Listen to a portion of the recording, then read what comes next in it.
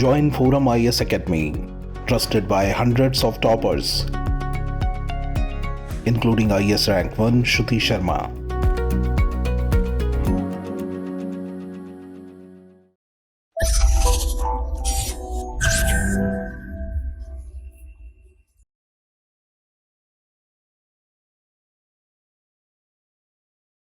Hello friends, this is Vijay. Welcome to ForumIAS Hindu Daily. In our today's news discussion, we will be seeing the topics in the slide. The first topic, it is all about the popular Dalit agenda. And the second one is about the criteria for the national party. Then the third one is related to the Daba trading. It is a very unique topic. This is the first day we are going to discuss this topic in our discussion. Then the fourth one is about the World Food Program. Then the fifth one, it is all about the indelible link. This is also a very new topic to our discussion. Then the last one, it is about the C-Vigil app. So these are the few topics we are going to discuss today. And this is the article part. This is the first article we are going to discuss. And it is all about the Dalit agenda and the mastermind behind this Dalit agenda. Then the second one is about the rules for recognition as a national party. Then the third one, what is Daba trading and how does it affect the economy? Then the fourth one is about the MOU with World Food Program. Then the fifth one, it's all about the indelible link. And the last one is about the Election Commission seizures in the city of Bangalore and other parts of Karnataka and the role played by the C-Vigil app. So these are the few topics we are going to discuss today. Kindly go through the article. The article actually talks about the upliftment of Dalits in India. Guys, you know very well that the bedrock of Indian Hindu culture, right? The Varna system, Jati system and Jajmani system. So Varna, Jati and Jajmani system. Here in the Jajmani system, certain communities, they organized in such a way to exchange some things and relationship among them. So the principle for the Jajmani system is following from the Varna and Jati. Okay, so some selected caste, actually they were oppressed in our historic past and the gross inequality was witnessed even today, especially between the oppressors and the so-called oppressed. Even after 75 years of independence, still the trailblaze of Jati is there in our culture. Moreover, in the historic past, especially between the Bhakti movement of 9th to 11th century, they actually talked about the social equality and the ways to eliminate the social oppressions. In the Bhakti movement itself, actually they talked about the social equality, but till today we are facing the social inequality. Today actually it is very significant because the day marks the Ambedkar's birth. Guys, actually Bombay Sahib Ambedkar, he actually born in the state of today's Maharashtra in the year of 1891. So actually he born into the Mahar caste. It is an oppressed community. And his father actually he didn't allow any caste related issues to affect Ambedkar's career. And he did his graduation from renowned universities in the world, especially the PGs from the Columbia University. Even today, the Columbia University hosts some 17 Nobel laureates in physics department itself. So that much popular the Columbia University is. And he completed his bar from the London School of Economics, which is located in the UK. So actually, he had grown by seeing the caste related discriminations, right? So after his graduation, immediately he started his pursuit of political career to alleviate the miseries of entrenched social inequality. That we should know. He not only drafted the constitution, okay, as a drafting committee chairman, he not only drafted the constitution, he is the man behind the social transformation what we are seeing today. He also stood for breaking the shackles of intercaste marriages also. He raised his voice in favor of the intercaste marriages. Then, as a chairman of the Constitution Drafting Committee, he took meticulous measures to build a just society through the traits of liberty, equality and fraternity. We all well know the French Revolution is the fountainhead of these thoughts like liberty, equality and fraternity, and his advocacy for universal adult franchise. Okay, that's very important from the context of women-centric Indian society, because through this adult franchise only, women actually they got their entitlement to vote. And guys, his mastery behind the revolutionary Hindu code bill is also well notable, and it was ameliorating the women's plight by conferring on them the right to adopt and inherit. And with respect to the untouchability, especially through the legislative measures, Ambedkar had been invited to testify before the Southborough Committee. So this is a very popular committee. You can expect it in upcoming prelims. And they actually drafted the principles related to the 1919 Regulation Act. So at this hearing, Ambedkar argued for creating a separate electorates and reservations for untouchables and also for certain religious minorities like Muslims, Parsis and all. So while practicing law in Bombay High Court itself, he tried to promote education among the untouchables and among the religious minorities. So his first attempt, we should know that it was the establishment of the central institution, which is named as Bahishkrit Hitakarni Sabha. So this is the first institution he actually founded out. Bahishkrit Hitakarni Sabha. So through which actually he intended to promote the education and the socio-economic empowerment. So actually for the defense of Dalit rights, he actually started certain periodicals also. Here I had given the Mook Naik is the first one. It came out in the year of 1920. Then Bahishkrit Bharat. So it came in the year of 1924. Then Samta. It came in the year of 1928. Then Janata, which came out in the year of 1930. Then he released the Prabhuta Bharat in the year of 1956. This is the one and only periodical he released in the post-independence time. So these are the few basics you should know. And from the perspective of prelims, this area, it occurs huge importance. Then with respect to the roundtable conferences, actually he attended all the roundtable conferences. Okay, roundtable conference 1, 2 and 3. And with respect to Gandhiji, he attended only the roundtable conference 2 alone. So, but with respect to this issue, he was having certain differences with Mahatma Gandhi too, especially with respect to the caste and jati system. They both were standing in the 180 degree. Consequently, in the year of 1932, British, they actually came up with a separate electorate for the depressed classes that we all well know. Then the communal award and all, it happened. So Gandhi actually he opposed a separate electorate for untouchables because he was fearing of certain communal violences between the scheduled community and the other sections of the society. So he started his fasting in Aravada jail that we all well known. Then they came up with the Pune Pact. Under the Pune Pact, they Ambedkar on one side, then on the other side, okay, Madan Mohan Malaviya, he actually represented other sections of the Hindu groups. So he represented another side. They both concluded the Pune Pact. Then we all well known that between 1920 to 1950, lot of temple entry movements it happened in India. So Ambedkar also, he was also a mastermind behind these temple entry movements throughout India, especially even in South India. His visionary ideas actually which driven the temple entry movement. So these are the few things we should know. Apart from these things, he also did certain notable contributions in the accessibility of public spaces for scheduled caste people. So before that, scheduled caste people, they were facing enormous discriminations. But after this initiative, this discrimination was alleviated. So with respect to the constitution also, he sculpted the provisions related to the right to equality, especially between the article 14 to 18. So he infused all the liberal thoughts in these provisions. Under article 14, we all well know that it enshrines the equality before law and the equal protection of law.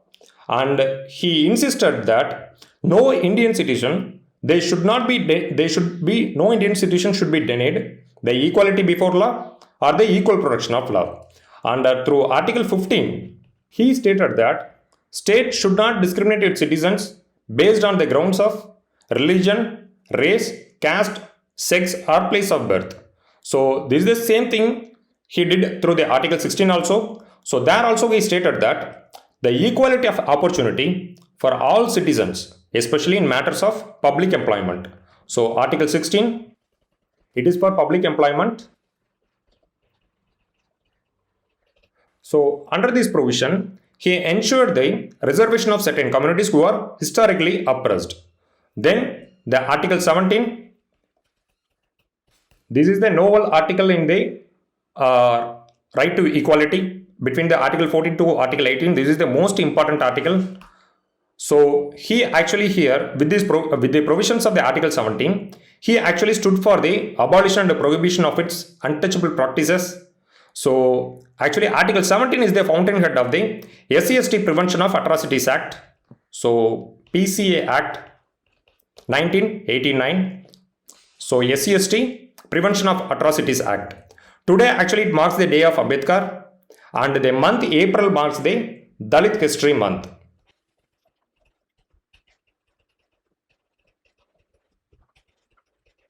Here in the article, the writer have been throwing certain criticisms on the social justice for Dalits. The author, he states that if India is abolishing the untouchability means the entire credit will goes to the leadership of Ambedkar only. Meanwhile, he also talking about the measures what we need to take further. He insisting that Dalits should be ensured the equal space in all the political, social and economical domains. Indirectly, the modern liberal ideas like equality, fraternity, liberty, they also would have play a role. Okay, so these are the few things he have been insisting. If Dalit is achieving the or if Dalit is eliminating the discriminations means these are all the factors would have play a role like that author have been insisting. Apart from these things, he also states that modern capitalist structure also have been playing a decisive role, because we have been witnessing that enormous number of Dalits, they are also engaging in all the businesses in India. So these all transformations which were made possible only because of Ambedkar. This is what the writer of the article have been quoting here. And he also stated that Ambedkar had led the temple entry movement that we all know very well. And apart from that, he ensured the accessibility to the public spaces. So these are all the very important zones where the Dalit people had faced the discrimination. Therefore, if Dalit is rising in Indian society means then all the credit should go to Ambedkar alone. So these are the few things repeatedly the author have been insisting in this article. Guys, he not alone stood for the social upliftment of Dalits that we all know very well. He actually propelled them to achieve the equal share at par with upper caste in the political and economic domains too. So his measures not only it cut off in the social sphere alone, it actually reflected in the political and the economical spheres alone. So, however, in this article, the author expresses certain concerns. He states that the government, especially after 2014, the NDA government, after it came into force, actually they have been vigorously adopting the neoliberal policies for the welfare of the country. Okay, because these neoliberal policies, it will bring enormous capital. So this is what the government have been thinking.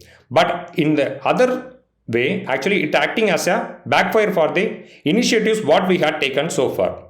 So these neoliberal policies, they are acting as a detriment for the emancipation of the marginalized communities, because capitalist structure is getting more entrenched and they actually suppressing the downtrodden communities.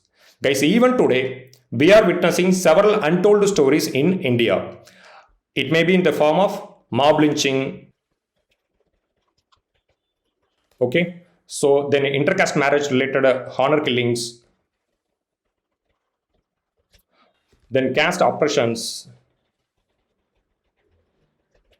This caste oppression, it is not only in society, even in certain government offices, the Dalit people actually they are facing huge discrimination by bureaucrats and politicians also. So guys, here the author examining these issues under the vision of what Ambedkar had it. So under this topic, the author states that Dr. Ambedkar, he actually visioned for the Constitution of India as a foremost tool in emancipating the Dalits in India, because it is a legally backed tool. The Constitution is a legally backed tool.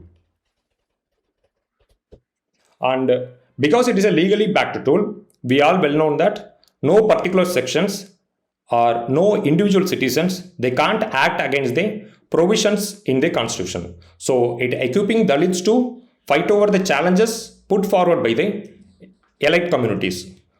Then he also states that the colonial regime itself, it opened the doors of model institutions in India. So these institutions, it paved the way for the emancipation of Dalits. Then he also visioned the affirmatory policies. So through the constitution as a tool for the greater emancipation, he thought that it would aid Dalits to keep their head high against the evil forces of the society. So affirmatory policies, they actually playing a decisive role in the upbringing of Dalits in Indian society. Ambedkar, he also visualized that non-political public spaces like educational institutions, media, culture, art, they should be democratized. Today, we are witnessing enormous Dalit employees, actually they are working in ISRO, DRDO and several corporations. Then even today, enormous Dalit people, they are actually running their own entities. So these are all the vision what Ambedkar was having while he strived for the social equality. He also stating that, the author also stating that, where we are standing in these achievements and empowerments, the author, he also states that we need to find where we are standing in these achievements and empowerments. So today, we all well known, they became an indomitable force in the political landscape. Example, we can take a Bahujan Samajwadi Party. Then in the past, actually, we had Ramnath Govind as a honorable president. He also belongs to the scheduled caste. But here we should know, still many Dalits are in vulnerable positions in the economic strata. And the reservations, it actually benefited the elite group within the Dalits in a large scale. So this is what it had been given in the Dalit assertion and realities. So in the political landscape, they acted as an indomitable force. Example, I told you, Bahujan Samajwadi Party, this is a scheduled community based party.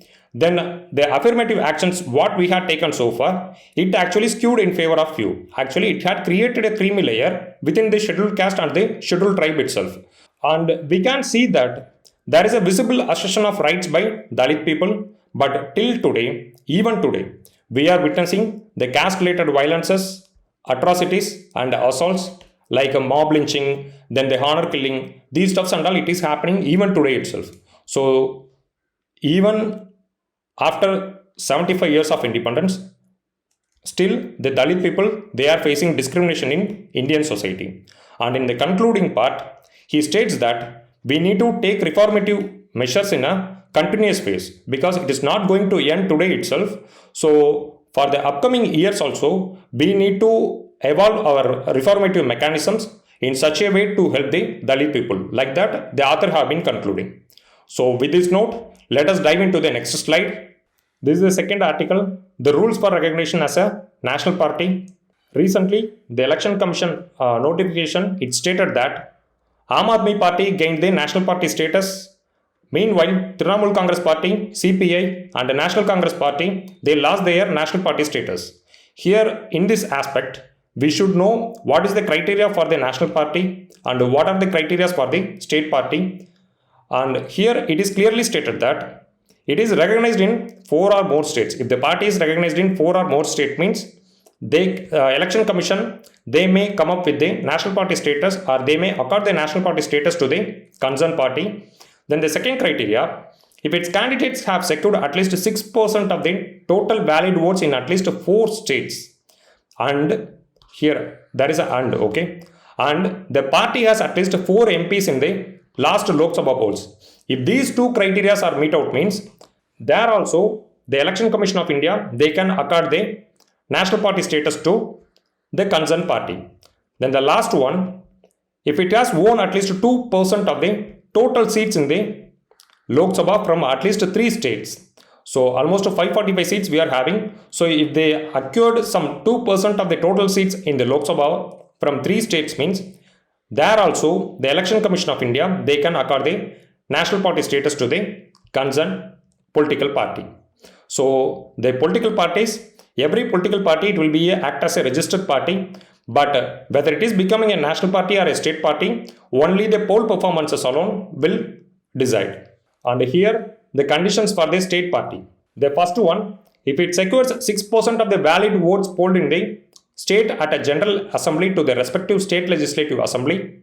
And also, this is the second criteria, it wins 2 seats in the same state legislative assembly elections, means then the concerned party will become a state party. In India, almost some 250 parties are there which are acting as a state party, but very minimal parties are active in today's politics. So then the second criteria, if it secures 6% of the total valid votes in the state at a general election to the legislative Lok Sabha, means actually this is the first criteria.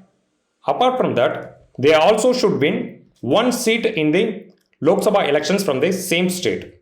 So if these 2 criteria are met out, means there also the Election Commission of India, they will accord the state party status. Then the third one, it is about in the Lok Sabha election, if the party wins 3% of the seats, means then they can become a state party, or it should win some 3 seats in the assembly election. So between these 2 criteria, if any one criteria is met out, means then automatically the Election Commission of India will accord the state party status. Then this is the last one. Here they are stating that, the rule stating that if it wins 1 seat in the Lok Sabha for every 25 seats, or any fraction thereof allotted to the state at a general election to the Lok Sabha for the state concerned. So for every 25 seats, suppose in Uttar Pradesh we are having 80 seats. So if the party it wins some 4 seats, means then they can become the state party. And this is the last one. For the state party alone, we are having multiple criteria.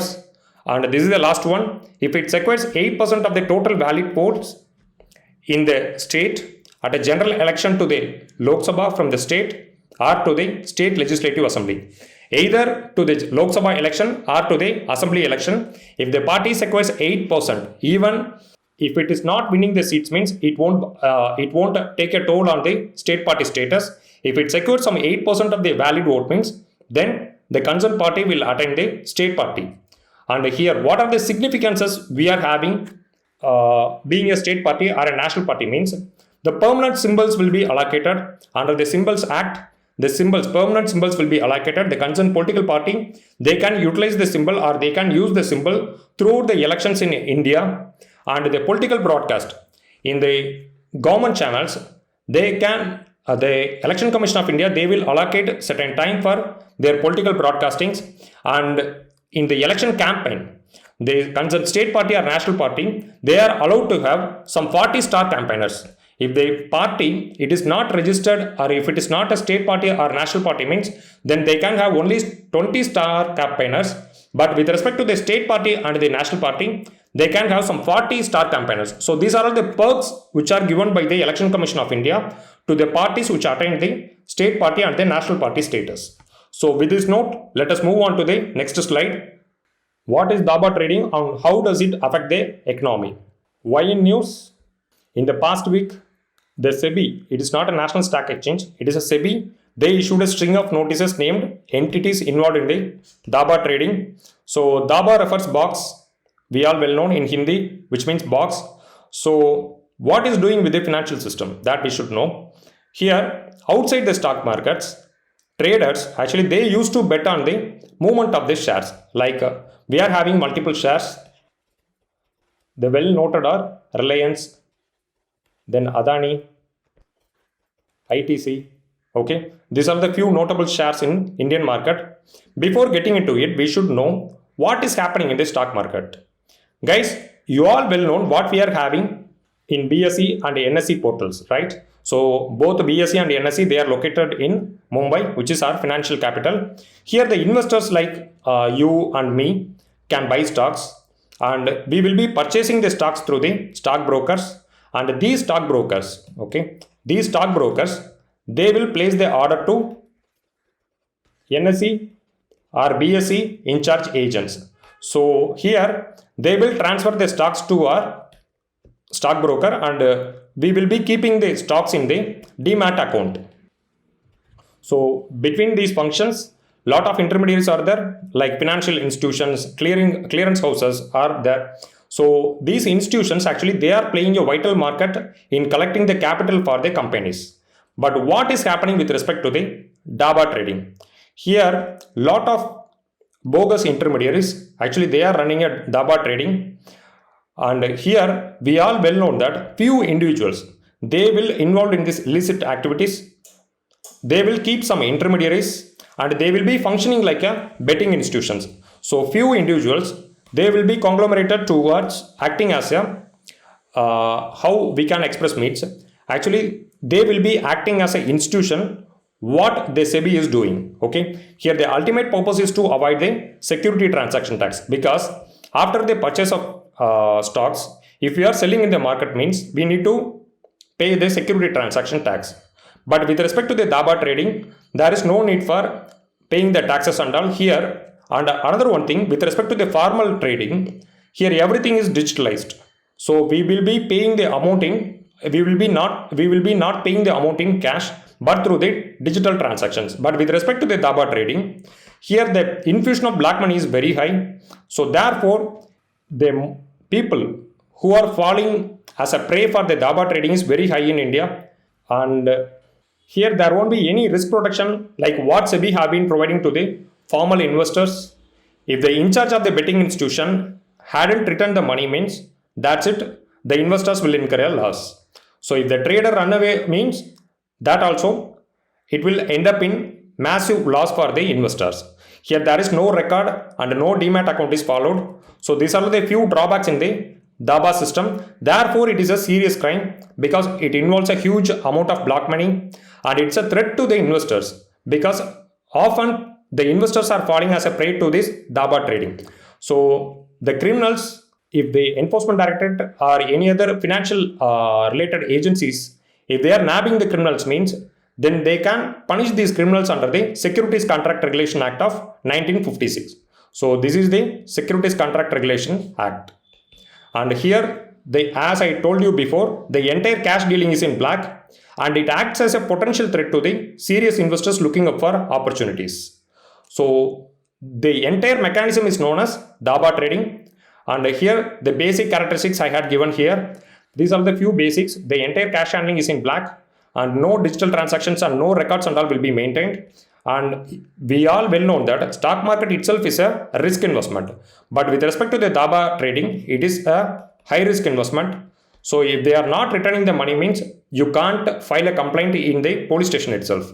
Then involving in this daba trading itself is a serious crime under the Securities Contract Regulation Act, because here you will be evading the taxes and you will be not following the protocols what SEBI had insisted to the investors. Therefore, it is a serious crime. Now, with this note, let us move on to the next slide. India signs MOU with World Food Program for sending wheat to Afghanistan.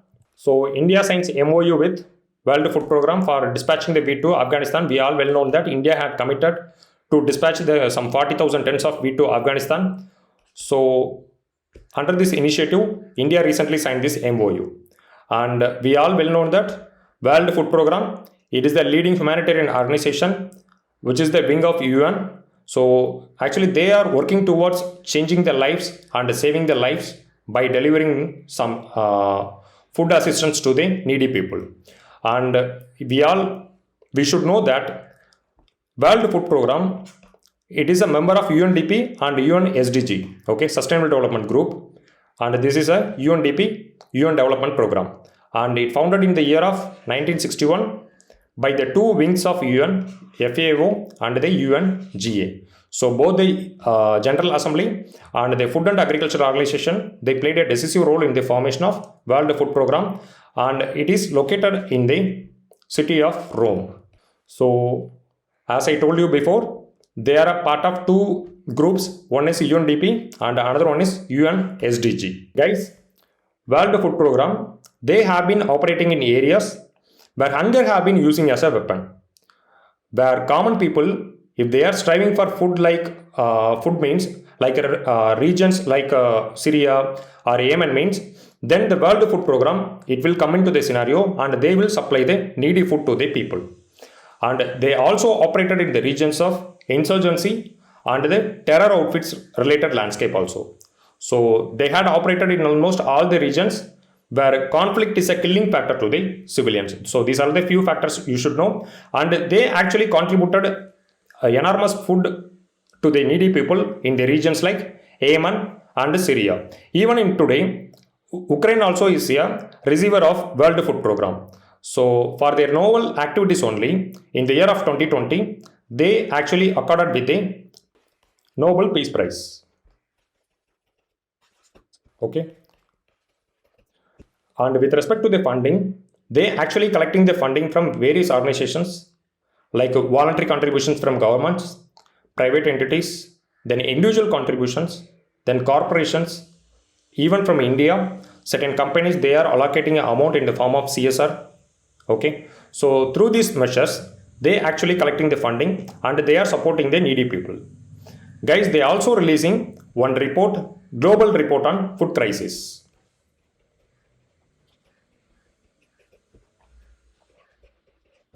So this is the report released by the World Food Program. It actually reveals the drivers of hunger throughout the world. So this is the key term you should know with respect to the global report on food crisis. And what are the objectives? Here I had given only the keyword alone I had given. They are working towards the developmental aids and the rehabilitation aids in the conflict affected areas like Yemen, Syria and Ukraine. And their main objective is to end the hunger, and they want to ensure the food security. Apart from the food security, these days they are also striving towards the nutritional security of the people, and we all well know they are working in close with the FAO and IFAD. So these are the few basics you should know. IFAD means International Fund for Agriculture Development. So they actually financing projects in the rural poor areas. So there also the World Food Program have been working. So that's it, friends, with respect to the World Food Program. Now let us dive into the next article. The article is about the indelible ink. Indelible ink actually developed to prevent the malpractices in voting procedures. To prevent these malpractices, actually it was developed by CSIR in the year of 1960 in collaboration with the National Physics Laboratory and National Research Development Corporation. So indelible ink, it is also known as a voter's ink. So it is mainly used during the voting period to mark the people who already cast their votes to prevent multiple voting. So it was a product of CSIR. We all well know that CSIR, it is very well renowned for some novel inventions. So indelible ink is also one among them. The ink actually it is a purple colored ink. It is in purple color. So that is applied to the index finger on the left hand. Here in the image you can see it is applied to the index finger on the left hand. The ink actually it won't fade away, or most probably it will be there for next few days. If you are casting the vote means it will be there in your finger for the next 5 to 6 days. So it is actually manufacturing in total secrecy, and the formula for this ink is highly confidential and sensitive information, because based on this ink only the world's largest democracy India is functioning. If any malpractices are happening in the election procedure means then it will affect the democracy what we are protecting so far since independence. So the key component in this ink is silver nitrate. It is given here, and mostly the nitrate components they will be highly explosive, but it is not with respect to the silver nitrate. Like potassium nitrate, aluminum nitrate, they are highly explosive, but it is not so with respect to the silver nitrate. It is a key component. Apart from silver nitrate, several additives are added to the silver nitrate to form the indelible ink. And these days the Mysore Paints and Varnish Limited, they actually manufacturing the indelible ink on behalf of the government of India. And with respect to the Mysore Paints and Varnish Limited, it actually came into existence in the year of in the 1930s by the Mysore Maharaja. I think I couldn't remember the name. Actually he belongs to the Udayyar dynasty. So therefore the ink, the indelible ink, it actually protecting the integrity of not only the India's election process but also the other country also, because these days the Mysore Paints and Varnish Limited, they are exporting this ink to some 25 plus countries. So various customers are there for this indelible ink throughout the world. So it is not only protecting the integrity of India, and it is also ensuring the integrity and the certain values of what we are having in our election process. So with this note, let us dive into the next article, which is all about the sea vigil. So these days, the Election Commission of India, they announced the legislative assembly election date for Bangalore. So in these days, the model code of conduct is in the city of Bangalore and other parts of Karnataka. In this scenario, the election commission, they are acquiring huge seizures like gold, money. Okay. So here actually C-Vigil app have been playing a decisive role. So C-Vigil app, it is a Android app. Okay. Each and every citizen, they can have in their mobile or tablets and all. So it is based on the Android platform. So in the seizures, what the election commission is doing in Karnataka, the C-Vigil app have been playing a decisive role. So C-Vigil app, it will be in operation if the model code of conduct is coming to enforcement in the particular region means. So in Delhi, if we are having election means, then the C-Vigil app, it will come into existence. And as a Vigil citizen, you can file the complaints by sharing the images or a video up to 2 minutes to the Election Commission of India. Here actually, you will be sharing the information to the district control room. They actually will expand the checkings, vehicle checkups and all. So if any seizures are happening means, they will actually report the returning officer. And you can also track these entire mechanisms through the unique ID. Actually, the unique ID will be provided by the district control room, and they inform us their informations and all will be kept in secret. So this is what it had been given. Informer detail will be confidential. So C-Vigil app, it was launched by the Election Commission of India. So this is one of the novel app. It actually reducing the corruptions what it have been prevailing in the election process. So with this note, friends, we are coming to the end of the article. Now let us dive into the prelims question part. So it is the image about the C-Vigil app operations. These are all the illicit activities we can prevent through the C-Vigil app. The money distribution, fake news, then voter transportation, paid news, then property defacement. Because in election time, most of the parties, they will attack each other. So the property defacement and all will be happen. So these issues and all can be eliminated with the help of C-Vigil app. And intimidation and freebies distribution, hate speech, everything will be covered under the C-Vigil app. And this is the first question for you. With reference to the 8th August 1942 in Indian history, which one of the following statements is correct? This is the previous prelims question. And here we all well know on 8th August 1942, Quit India movement was launched. So Quit India resolution was adopted by the All India Congress Committee. This is the right one. Then after the adoption of the Quit India resolution, Operation Zero Hour, it came into existence. Operation Zero Hour. So under the Operation Zero Hour, almost all the leaders of the India's freedom movement, they were arrested by the British. So this is the value addition to you. Kindly note it down. Then this is the second question. In the context of colonial India, Shahnawaz Khan, Prem Kumar Sehgal, Gurbakh Singh Dhillon are remembered as, actually these are all the military officers. They were under trial during the freedom movement. So they are military officials. So option D is the right one. Officers of the Indian National Army, where actually Jawaharlal Nehru and all have been advocating for the activities done by these military officers in that trial. And this is the third one. Among the following, which one is the least water efficient crop? Here the key term is least water efficient crop. So the first one is related to the sugarcane. Sugarcane, it will take some 365 days to develop, and it will take enormous water for its growth and development.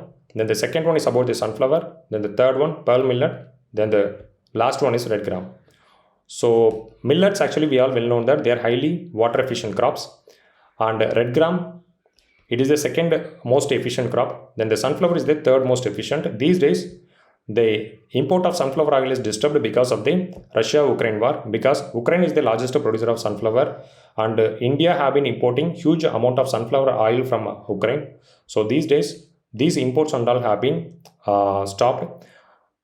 Because of that, the oil prices in Indian market is very high. So the Russian-Ukraine war, it have been impacting almost all the citizens in India in the form of oil price. Especially, it's not the crude oil price, it's the domestic oil price. Okay. And here, option A is the right one. Sugarcane is the least water efficient crop. And in India, we all well known that sugarcane is planted in in the northern, we can bifurcate the regions of sugarcane cultivation, one in the north and another one in the south. In the north, actually, the acreage of sugarcane cultivation is very high, but in the south, the acreage of sugarcane cultivation is very low. And Uttar Pradesh is the largest producer of sugarcane.